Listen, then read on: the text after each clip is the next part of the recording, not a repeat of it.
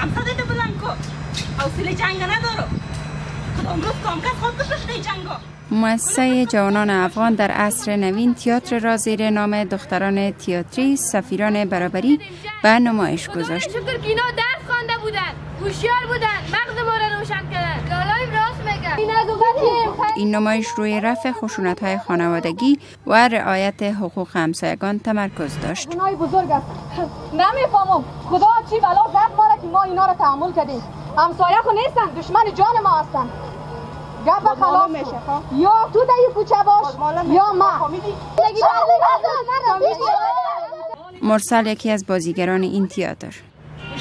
ما این اجرا کردیم به خاطر که زیاتری مردم همه قسمت متوجه اشتباهشان شوه و زیاتر دخترها را بد نبینن بلکه متوجه دخترایشان هم باشن.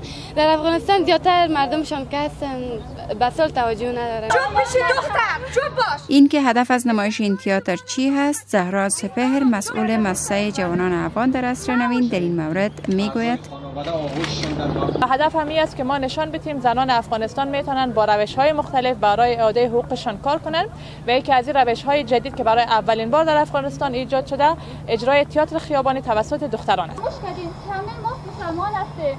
طرف یخ نماز میخوانیم.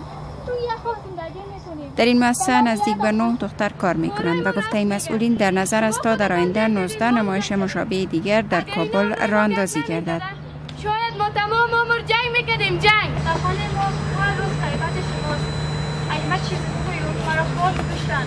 آنان میگویند دختران این قابلیت را دارند که از طریق نمایش تئاتر در بخش‌های مختلف سیاسی، امنیتی و اقتصادی در افغانستان به مردم آگاهی دهند.